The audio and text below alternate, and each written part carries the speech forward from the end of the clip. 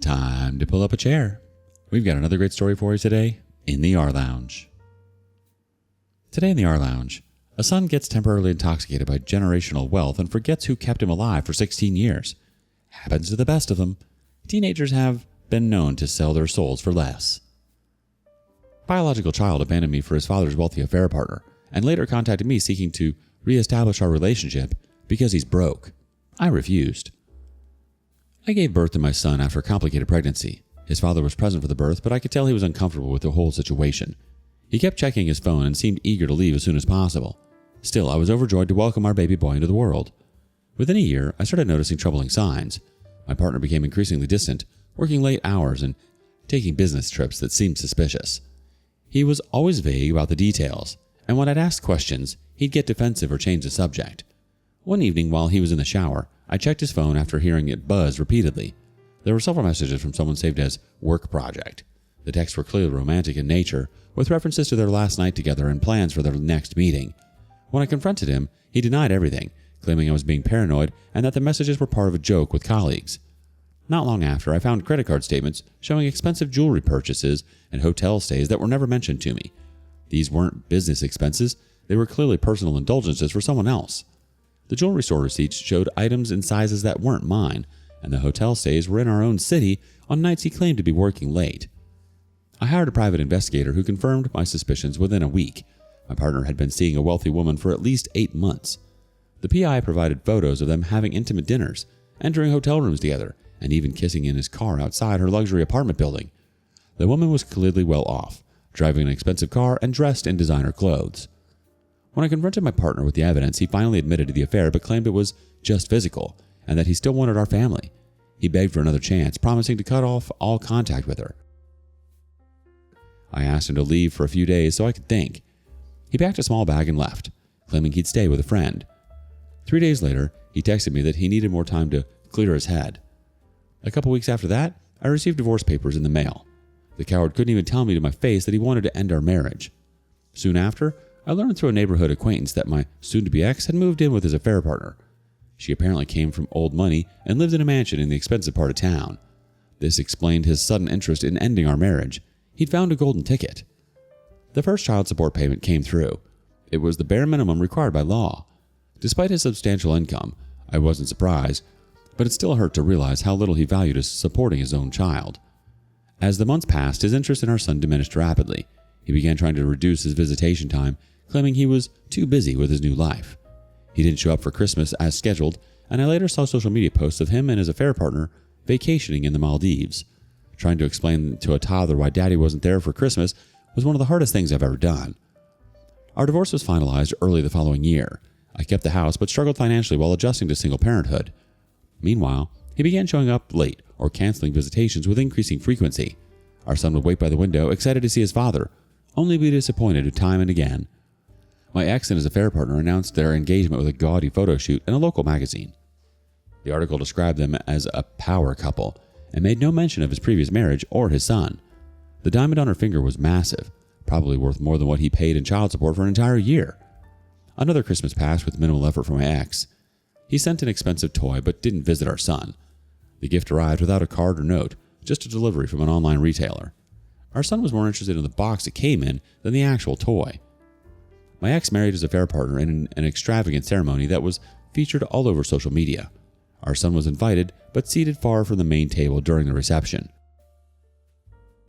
Several guests later told me they hadn't even realized he was the groom's son, and he was barely acknowledged throughout the event. He came home confused about why his dad didn't want to sit with him. When our son started kindergarten, my ex attended the first day but spent most of the time on his phone. He took a quick photo with our son for social media, then left early, claiming he had an important meeting. Our boy kept looking around for his dad during the parent orientation, not understanding why he'd disappeared. The pattern continued as our son grew older. My ex missed his 6th birthday party despite promising to attend. He texted an hour before it was supposed to start, claiming something urgent had come up. Our son cried when he realized his father wasn't coming, but tried to put on a brave face with his friends. When our son was 7, he started asking the hard questions about why his dad didn't want to spend time with him. We had a heartbreaking conversation where I tried to explain that sometimes adults make choices that hurt others, but it wasn't his fault. He nodded like he understood, but the pain in his eyes was unbearable. My ex and his new wife welcomed their own new child, a daughter, After that, visitations with my son became even more sporadic. Whenever they did happen, my son would come home saying things like, "Dad was busy with the baby," or "His wife said I was too loud around the baby." It was clear he was being treated as an afterthought in their perfect new family. Then my ex moved to a neighboring state with his new family. He promised to maintain regular visits with our son, but barely followed through. The distance became a convenient excuse to further reduce his involvement. Our son would get excited about scheduled visits, only to have them canceled at the last minute. When our son was 10, he had to be hospitalized with appendicitis. I called my ex immediately, and he promised to come right away. He never showed up, despite being only a 2-hour drive away. Later, he claimed there was too much traffic, and he wouldn't have made it in time anyway. Our son stopped asking for him after the second day in the hospital. As the years passed, my ex started sending lavish gifts instead of showing up for holidays and birthdays. Our son, now 11, began to see through this shallow attempt at parenting. "He thinks he can buy me," he said once, looking at an expensive gaming system that arrived instead of his father for his birthday. By the time he was 12, our son told me that he no longer wanted to visit his father. I encouraged him to maintain the relationship, not wanting to be the bitter ex who keeps a child from his father. I believed that having some relationship with his father, however flawed, was better than none at all. I was wrong. Our son reluctantly continued visits, but returned increasingly upset each time. He reported that his half-sister got all the attention and he felt like an unwanted guest in their home. "They have family photos all over the house," he told me once. "I'm not in any of them." My ex's child support payments became irregular.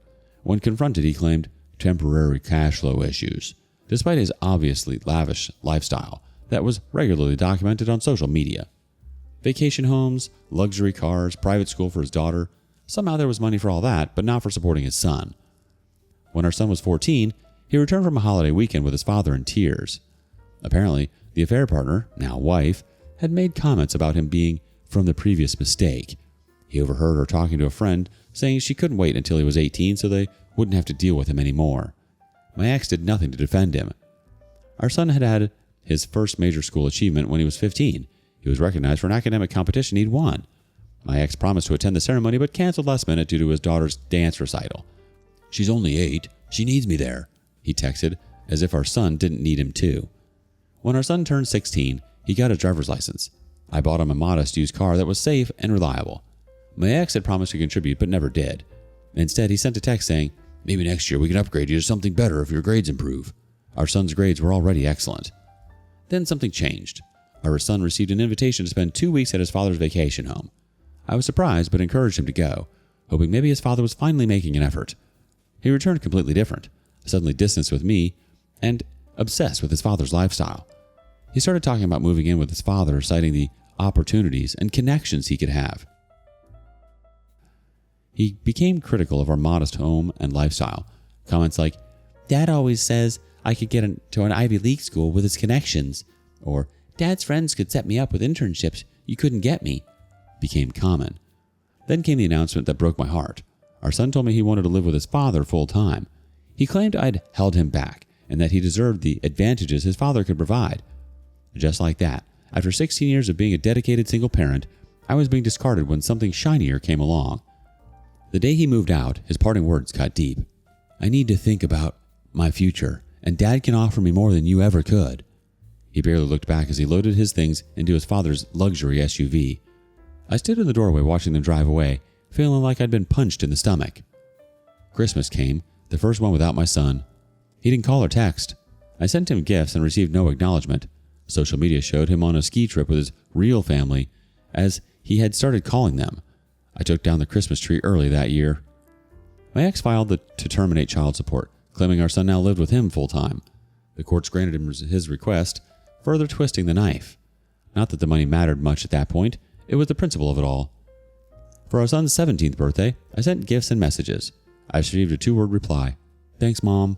That was it. No call, no invitation to celebrate, nothing.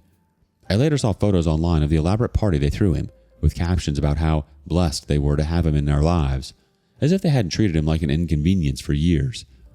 Through social media, I learned that my son was enjoying spring break in Europe with his father's family.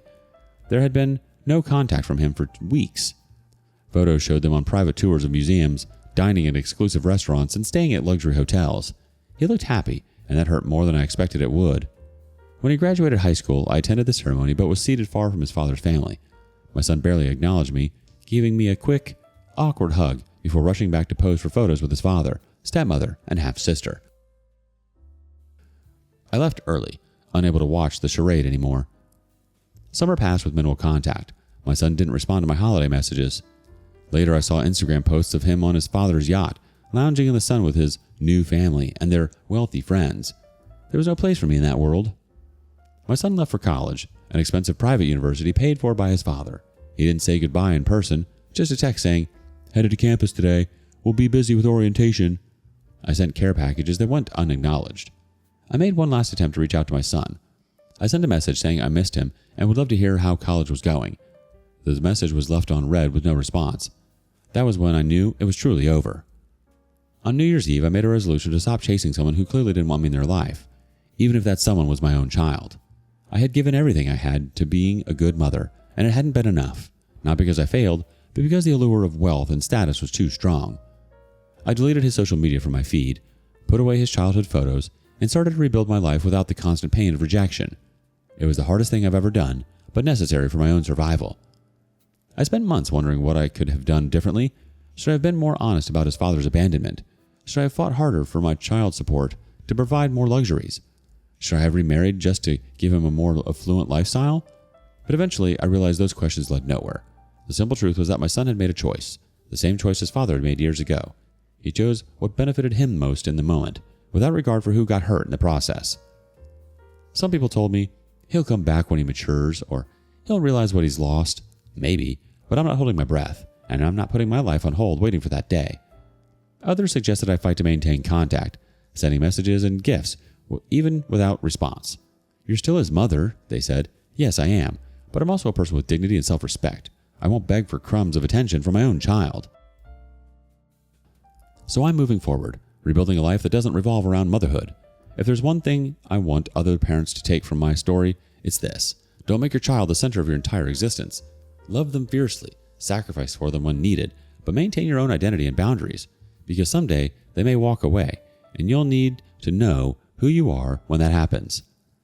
I survived his father's betrayal, and I'll survive this too. I'm stronger than I ever knew. The truth is, your ex and his wife chose what benefited them, not what was best for the child. That doesn't reflect on your love, your sacrifices, or the incredible job you did raising him.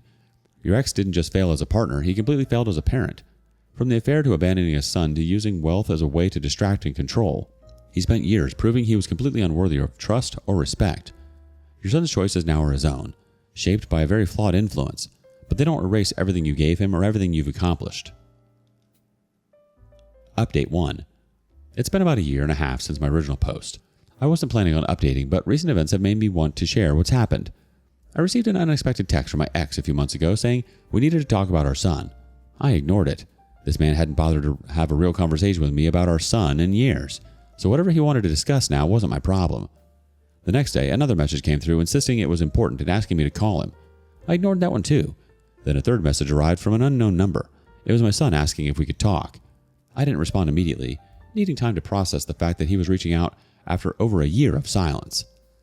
After 3 days of internal debate, I finally responded with a simple question about what he needed to talk about. I kept it direct, not wanting to show how much his message had affected me. His reply came quickly, a lengthy message about missing me and wanting to rebuild our relationship. There was no apology for his behavior, just vague statements about understanding things better now. Something felt off about the whole thing. I asked him directly why he was reaching out now after over a year of silence. His response was evasive, talking about how he'd been going through some stuff and reevaluating what's important. Then my ex called. Against my better judgment, I answered. He explained that he and his wife had separated, their finances were in disarray due to some poor investments, and they'd had to make lifestyle adjustments. When I asked what this had to do with me, he mumbled something about our son struggling with the changes.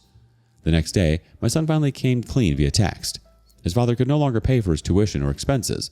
The vacation home was gone, the yacht sold, and the mansion was on the market. He needed financial help to stay in his expensive private university.